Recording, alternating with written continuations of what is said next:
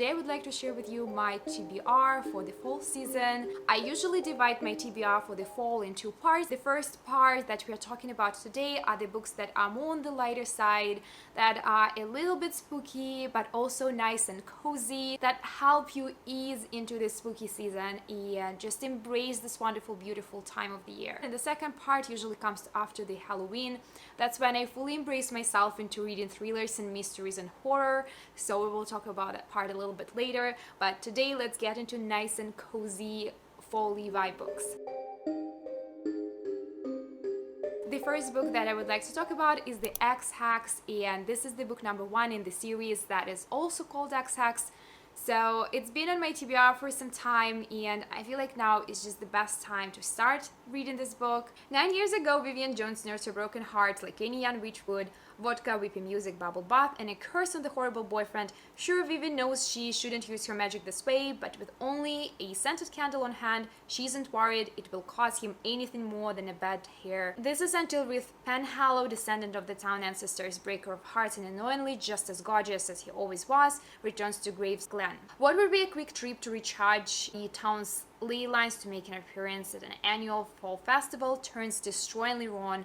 With one calamity after another striking wreath, Vivi realizes her silly little ex-hex may not have been so harmless after all. It's about a young witch whose heart was broken, and while trying to mend it, she cursed her ex-boyfriend, and now he comes back into town and gets all these bad things happening to him because of this curse. It's full of this very fall-y vibes for me. It's a small town, it's witchcraft, and it's definitely romance story. That would be the main theme of the book, so I'm very excited for that. I think it will be a wonderful kickstart of the fall season. The next book that I'm very excited to read is Small Town Big Magic. Same idea here. It's a small town, it involves witches. It's a fun witchy rom-com in which bookstore owner who is fighting to revitalize a small midwestern town clashes with her rival the mayor and uncovers not only the clandestine group that wields the dark magic to control the idyllic river hamlet, but hidden powers she never knew she possessed. The description of the book really gives me the practical magic vibes. It's cozy and it's crispy.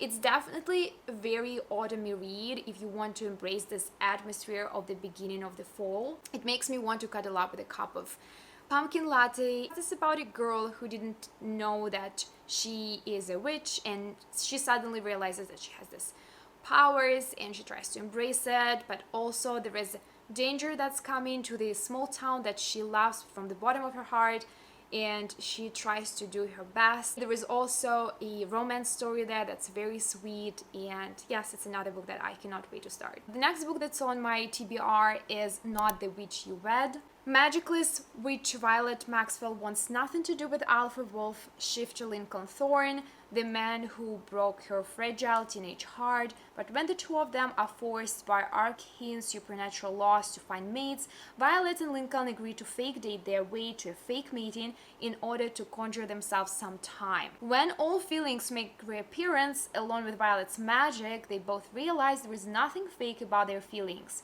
but there are old secrets and looming threats that could snatch away their happy ever after again. One thing for sure, magic doesn't make dating and love any easier. One of my favorite tropes is fake dating and enemies to lovers, and I feel like that's gonna embrace both of those tropes in a very beautiful plot.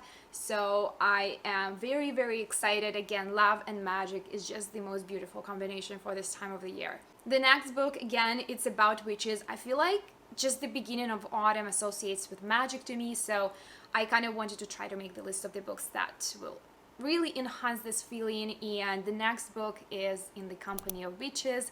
It is the book number 1 in the series of Evan for Witches Bread and Breakfast. Super cozy, small town, folly vibes. But this one has a little bit of a mysterious element to this. It has someone that dies in this book, and it has some sort of investigation and finding who killed the person. When a guest dies in B&B, she helps her aunts run. A young witch must rely on some good old-fashioned investigating to clear her aunt's names in this magical and charming new cozy mystery. For 400 years, the Warren witches have used their magic to quietly help the citizens of the sleepy New England town of Evenfall thrive. There has never been a problem they couldn't handle, but then Constance Graves, a local known for being argumentative and demanding, dies while seen at the bed and breakfast Bryn Warren maintains with her aunts. At first it seems like an accident, but it soon becomes clear that there is something more sinister at work, and Aunt Nora is shaping up to be the prime suspect. This is a little bit more on a spooky side for me, but it still seems crispy and cozy and very beginning of folly. The next book that I have is The Very Secret Society of Irregular Witches. This is a warm and uplifting novel about an isolated witch whose opportunity to embrace a quirky new family and a new love changes the course of her life. As one of the few witches in Britain, Mika Moon knows she has to hide her magic, keep her head down, and stay away from other witches so their powers don't mingle and draw attention. And as an orphan who lost her parents at a young age, she was raised by strangers. She's used to being alone and she follows the rules, with one exception, an online account where she posts videos pretending to be a witch. She thinks no one will take it seriously. One of a kind story for me in terms of witches, when she's actually a witch but she's supposed to hide it, but then she creates an account pretending to be a witch, being a witch. It's a very interesting plot. It interested me in its sort of novelty, I'd say. I didn't come across the tropes like that before. This is all for the witch books for me. The other two books that I have for you are fantasy. One of these books actually is happening during the Halloween, so I'm hoping to get to this book specifically in the week of Halloween to kind of enhance this mood. The first book out of those two is Ravenfall. Once again, it is about a magical inn, two kids with supernatural powers, and an ancient Celtic creature trying to destroy their world by Halloween night. So this is exactly the book that I am very excited to read during the Halloween. 13-year-old Annabelle Billinkay has never been normal, even by her psychic family standards.